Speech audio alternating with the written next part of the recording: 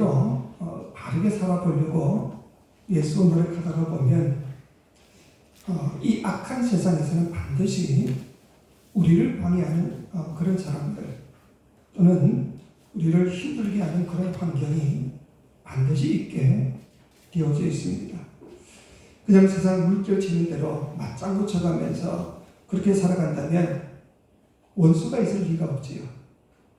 가자 그러면 같이 가주고, 먹자 그러면 같이 먹고, 또 이렇게 하자 그러면 그렇게 맞장구 치면서 행한다고 그런다면 적당히 거짓말도 하고 때에 따라서 네 이득을 위해서 남을 해치기도 하는 그런 삶을 산다 그런다면 이 세상에 싸울 일이 뭐가 있고 또 원수질 일이 과연 뭐가 있겠습니까?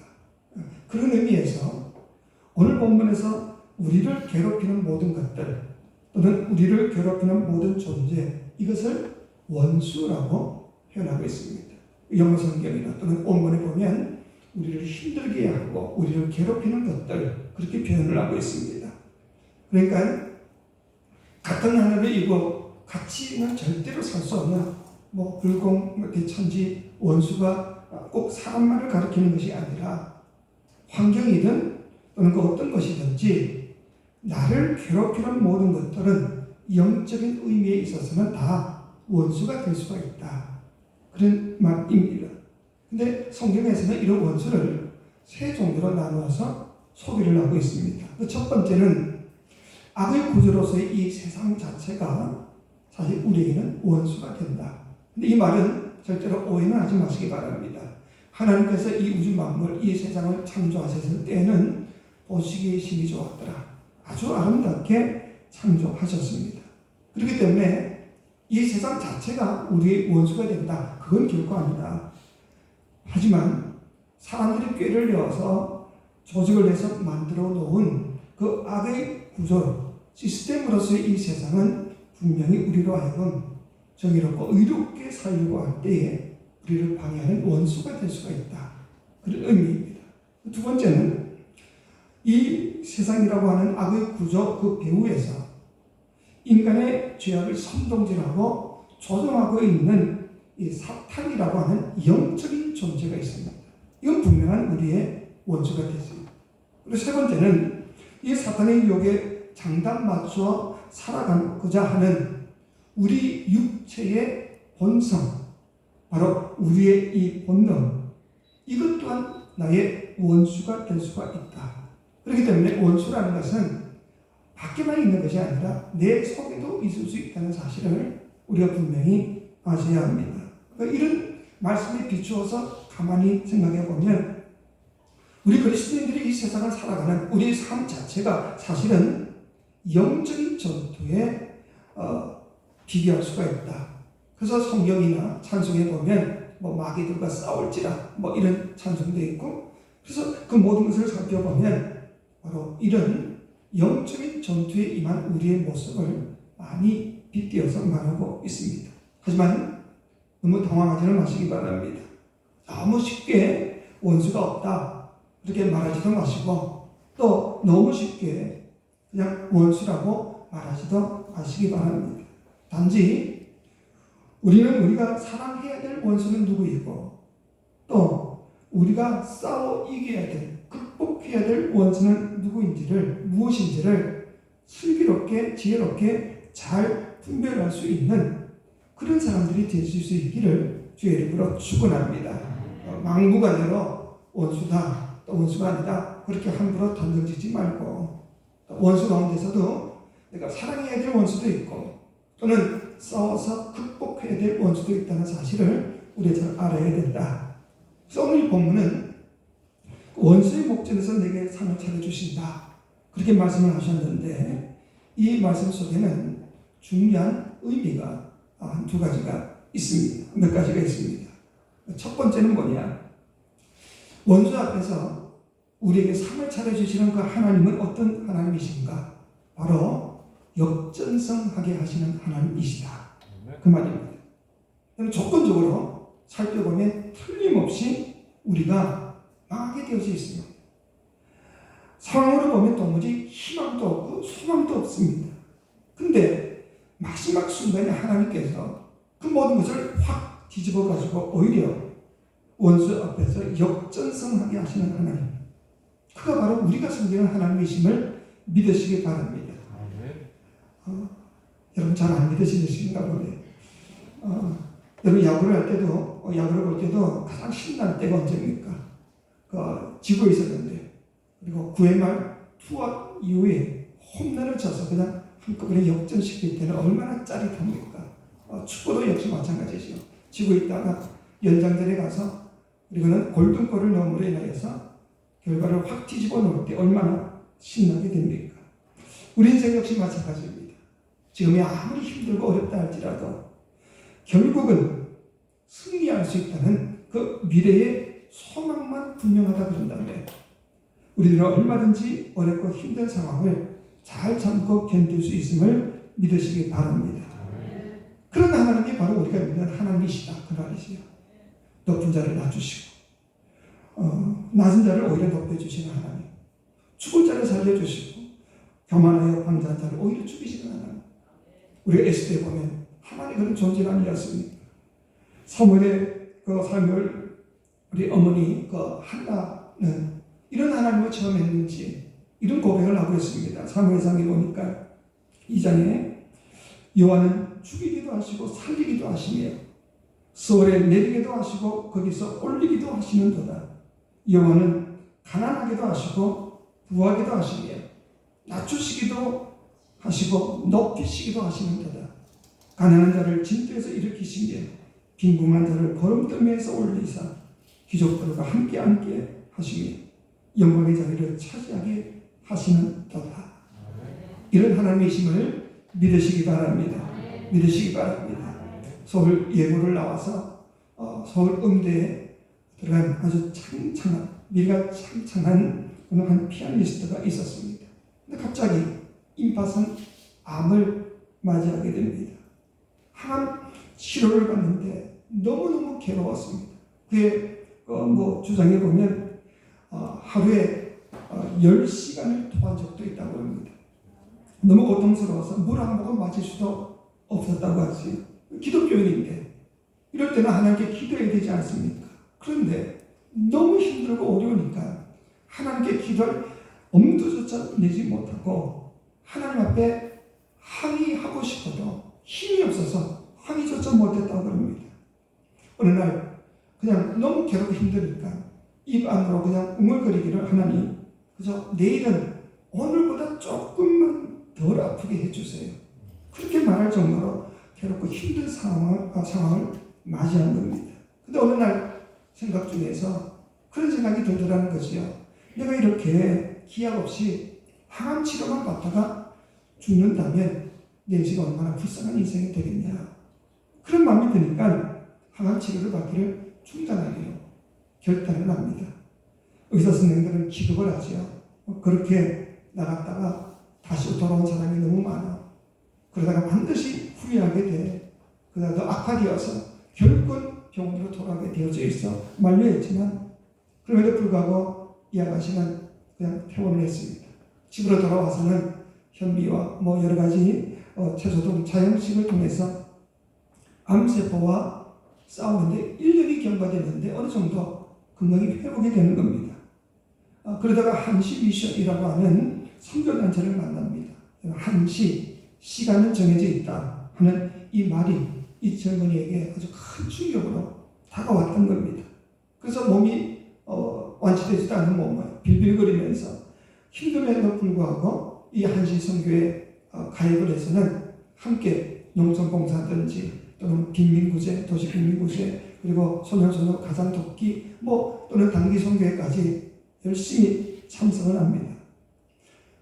근데 조금은 몸은 좋아졌지만 여전히 피아노를 칠 수 없었기 때문에 고민하고 있을 때 그 선교단체 조병원 목사님께서 충고를 하지요. 너 머리가 좋으니까 고시 공부 한번 해봐라.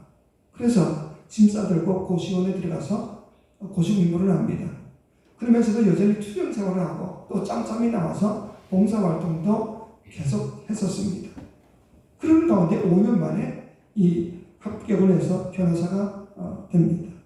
그가 바로 이 박지영 변호사. 피아노 치는 변호사로 아주 유명한 사람이죠. 책도 여러 번 냈는데, 근데 이 변호사가 모 신문에다가 기고한 기사가 있었습니다. 이런 내용입니다. 이 세상은 천년만년 살 수 있는 것이 아니잖아요.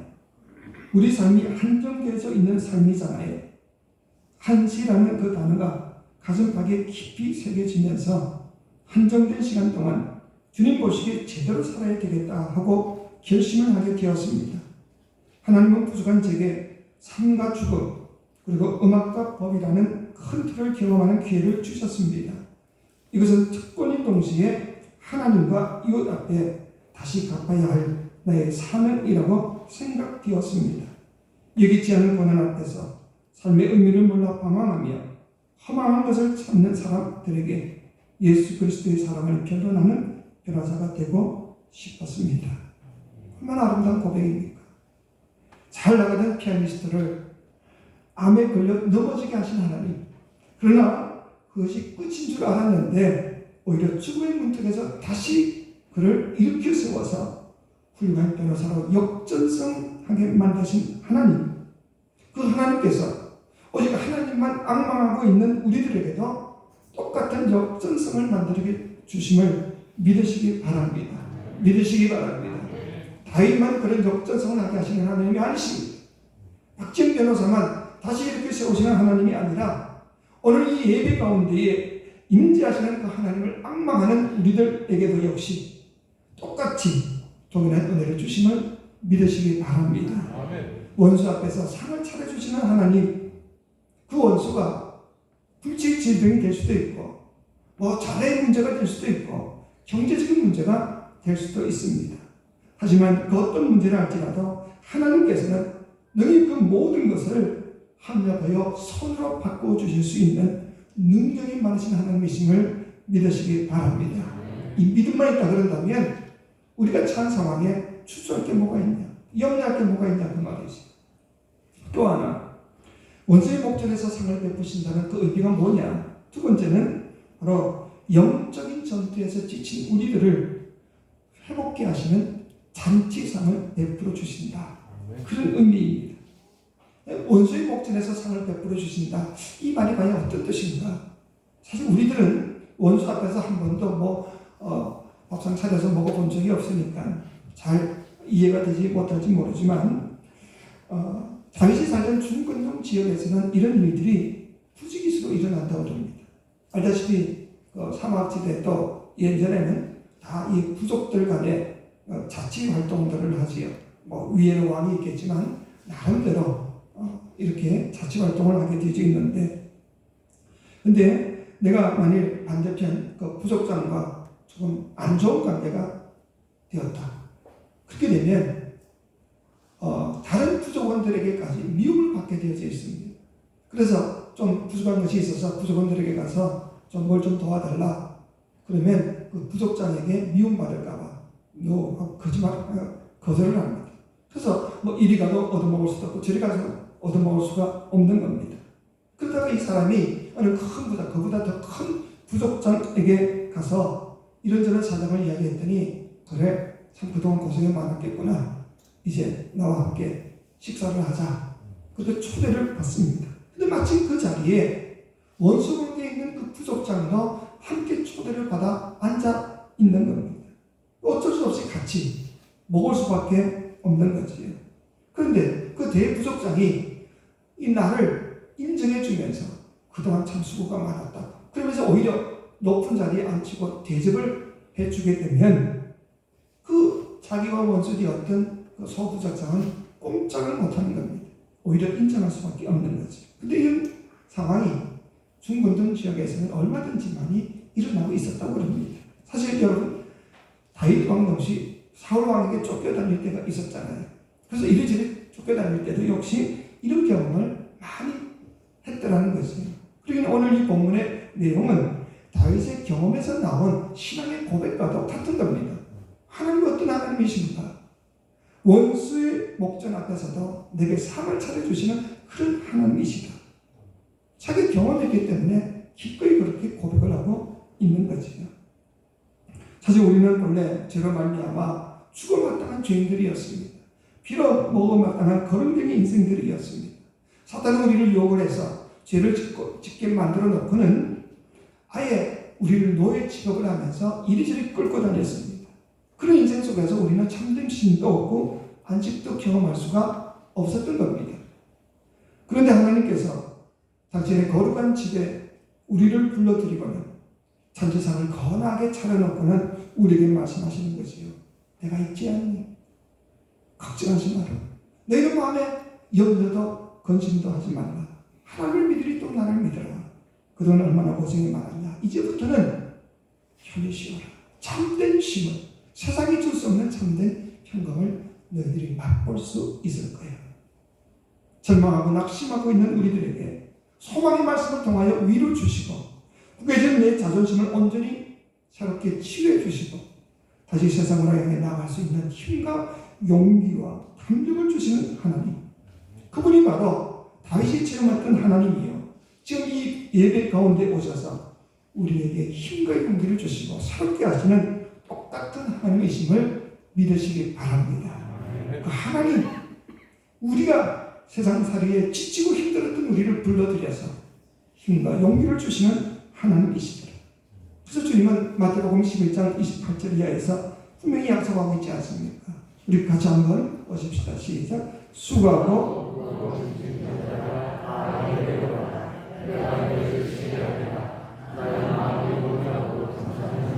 나의 모녀를 메고 내게 배우라. 그러면 네 마음이 쉼을 얻으리라. 아멘.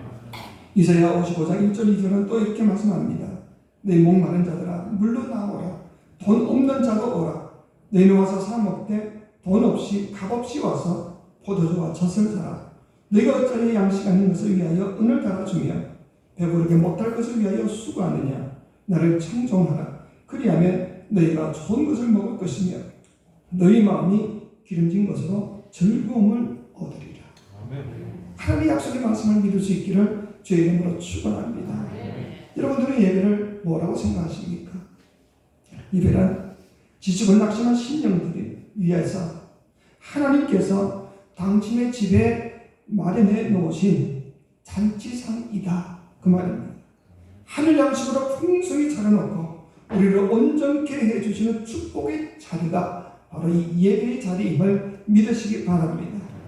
한 주간 동안 여러 가지 일들로 지치고 힘들어하던 우리들을 은혜 가운데 불러주셔서 새로운 힘과 용기를 주셔서 다시 한번 용기 있게 살라고 우리를 격려하시는 은혜의 잔치 자리가 바로 이 예배임을 믿으시기 바랍니다. 믿으시기 바랍니다. 그렇기 때문에 우리 예배를 통해서 힘을 얻게 될 수 있습니다. 온전한 예배를 드리는 자들마다 그 영혼의 참된 안식을 얻게 될 것이고 그 육체가 새로운 힘과 강건함을 입고 잃어버렸던 삶의 의미를 다시 회복하고 흔들리던 삶의 방향과 가닥을 다시 되찾을 수 있는 것이 이 예배임을 믿으시기 바랍니다. 그렇기 때문에 우리는 이 예배를 결코 소리 여겨서는 안 됩니다. 믿음의 잔치상 앞으로 기꺼이 나와서 외롭고 힘들어 그리고 지쳤던 우리의 영혼과 육체를 회복케 하시는 주님의 사랑의 능력을 체험받을 수 있는 이 놀라운 예배를 우리 결코 소홀히 해서는 안 된다, 이 말이죠. 이 모든 사실을 체험했던 이 다윗은 그래서 오늘 본문에서 내 잔이 넘치나이다 그렇게 고백하지 않습니까? 어떤 번역에 보니까 이 본문을 내 인생의 잔이 복으로 철철 넘칩니다 그렇게 기록을 하고 있습니다. 하나님께서 우리 인생의 잔에 복을 주시는데 시시하게 그렇게 주는 것이 아니라 철철 넘치도록 주십니다. 실제로 10편 65편 10절에 보니까 주께서 밭 고랑에 물을 넉넉히 대사 그 이름을 평평하게 하신다. 우리 인생 밭고랑에다가 주님이 무언가를 주실 때는요, 그저 형식적으로 찔끔찔끔 조금씩 그렇게 주시는 것이 아니라 넘치도록 철철 넘치도록 주시는 하나님이심을 믿으시기 바랍니다. 믿으시기 바랍니다. 그래서 로마서 8장 37절은 이렇게 고백하지요. 이 모든 일에 우리를 사랑하시는 이런 말미암아 여러분 한번 따라해 보시기 바랍니다. 우리가 넉넉히 이기느니라. 믿으십니까? 하나님이 우리에게 은혜를 베푸실 때는요, 우리가 갈증을 느낄 정도가 아니라 천담처럼 이길 수 있는 것도 넉넉히 이기게 하신다, 그 말입니다. 그렇기 때문에 이 예배의 잔치상에 우리가 얼마나 열심히 기쁨으로 나와야 하냐, 그 말이지. 그래야만 우리는 새로운 힘도 얻고 용기도 얻고 다시 주의 영광을 위해서 이 세상을 이기며 승리하며 살아갈 수가 있는 겁니다. 여러분, 우리가 예전에 세례문답을 받을 때 물어본 첫 번째 질문이 뭡니까? 요리문답의 제1조를 항상 묻게 되어 있습니다. 인생의 제일 되는 목적이 뭡니까? 그렇게 물으면 뭐라고 답합니까?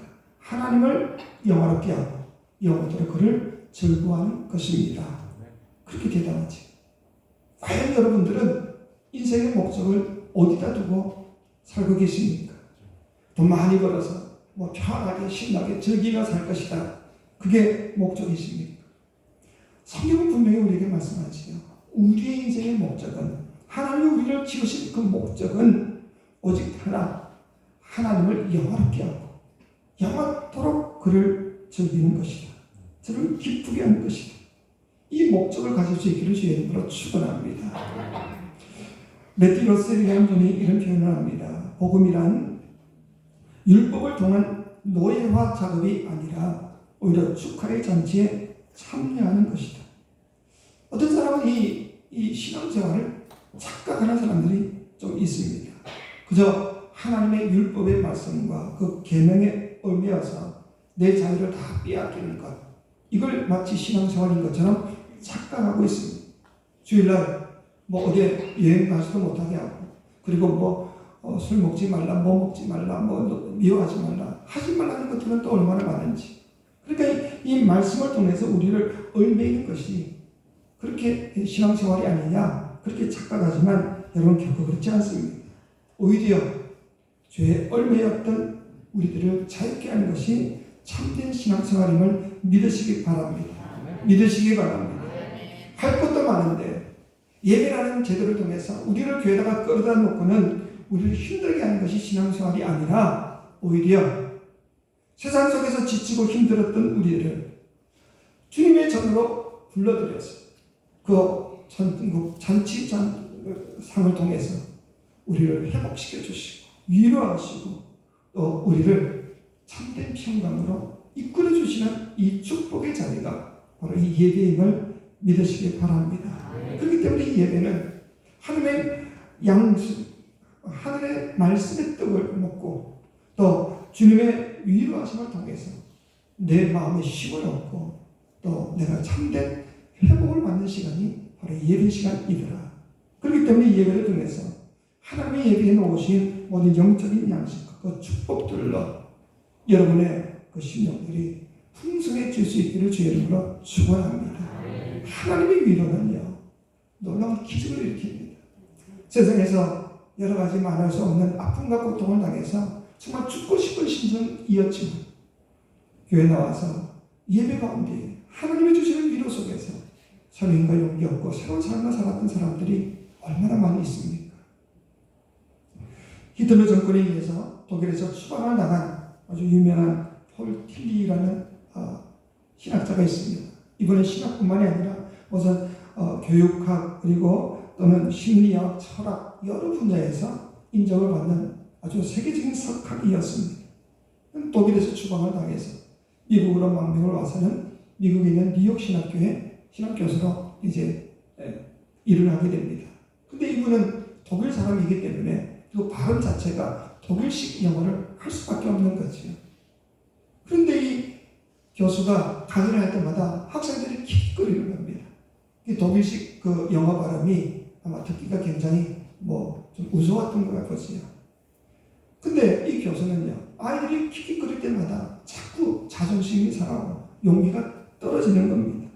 점차 자신감이 없어지는 거죠. 사랑하는 조국에서 추방을 당해서 이 홀로 망명생활을 해야 되는 이 교수는 오직 하나, 학생들을 가르치는 것이 자기의 유일한 소망이었는데 이 아이들이 비웃는 것을 보면서 점차 자신감을 잃어가고 죽고 싶은 심정이 빠졌습니다. 한 학기를 겨우 마치고 여름방학 내내 죽고 싶은 심정을 그렇게 지내다가 어쩔 수 없이 다시 2학기가 되어서 다시 학교에 가서 그 강단에 섰는데 이제는 강단에 서기만 하면 벌벌벌 떨기 시작하는 겁니다. 더 이상 강의하고 싶은 생각도 들지도 않고 그렇게 겨우 시간을 때우고는 집으로 돌아왔는데 그 우편함에 엽서가 한 장 와 있는 겁니다. 그게 보니 이런 글이 기록되어 있습니다. 선생님 힘내세요. 우리가 웃는 것은 선생님의 발음 때문이지 강의 때문이 아닙니다. 선생님의 강의는 너무나도 훌륭합니다. 그러니 우리가 웃더라도 힘을 잃지 마세요. 우리 모두는 선생님을 존경하고 사랑합니다. 학생 중 하나가 엽서를 보낸 것이요. 그 엽서를 받아들고 폴틀리는요 그 자리에 털썩 주저앉아서 펑펑 웁니다. 통곡을 합니다.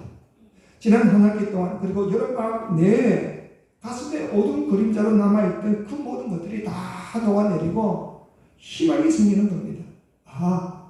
아이들이 웃었던 것은 나를 비웃은 것이 아니라 발음 때문이었구나. 마음으로는 나를 존경하고 있었구나. 그리고는 저녁도 먹지도 않고 바로 그 자리에 앉아서 노트에다 이렇게 적었다고 합니다. 한 사람이 다른 한 사람의 아픔을 알아주는 것, 위로하는 것이 이렇게도 놀랍고 감격스럽다면 죄인된 온 인류의 아픔을 치유하기 위하여 이 땅에 오신 주 예수 그리스도의 위로와 격려는 얼마나 위대한 것일까. 한 사람이 다른 사람의 아픔을 위로해 주는 것도 인간 대 인간들을 위로하는 것도 큰 힘이 되고 절망에 빠지는 사람이 희망을 가질 수 있다고 한다면 전능하신 하나님께서 절망에 빠진 우리를 위로하기 위해서 당신의 아들까지 기꺼이 내어주신 그 위로는 우리를 얼마나 놀라운 일들로 이끌어낼 수 있는가 그 말입니다. 인간 대 인간의 위로도 이렇게 큰 위로가 되는데 자기의 독생자 예수 그리스도까지 죽이시기까지 우리를 위로하시고 우리를 살리시기 위해서 베풀어 주신 그 주의 사랑을 있는 우리는 얼마나 큰 용기를 낼 수가 있는가. 이 사실을 믿을 수 있기를 주의 이름으로 축원합니다.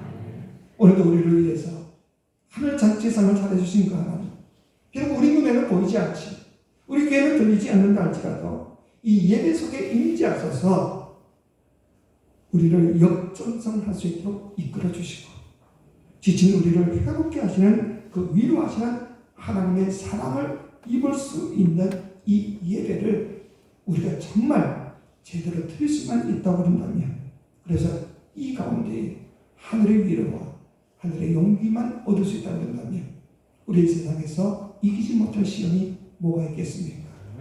여러분의 형편과 처지가 어떠하든지 이 분명한 믿음을 가지시고 우리가 예배 때마다 나와 함께 하시고 나를 역전성할 수 있는 힘과 용기를 주시고 그리고 우리를 위로하시는 이 놀라운 은혜를 허락받아서 다음 한 주간 동안에도 모두 다 승리할 수 있는 저와 여러분 되시기를 주의 이름으로 축원합니다. 사랑의 아버지 하나님, 우리가 원수 앞에 처절하게 낙심하고 절망할 때에 오히려 그 원수 앞에서 아름다운 잔치상을 차려주시는 아버지 하나님, 그 도우심으로 다시 일어나 세상과 싸워 이기게 하시고 사탄과 싸워 이기게 하시고 내 육체의 본성과 질병과 싸워 이길 수 있는 우리들 되게 도와주옵소서. 그래서 역전성하게 하시는 하나님의 은혜를 내가 필히 참게 하시고 또 우리를 지친 우리를 회복시켜 주시는 그 놀라운 은혜의 잔치상에 우리가 온전히 참여함으로 주신 힘과 능력 가지고 날마다 이 세상을 이기고 승리할 수 있는 우리 모두가 되게 도와주옵소서. 예수님의 이름으로 기원하옵나이다. 아멘.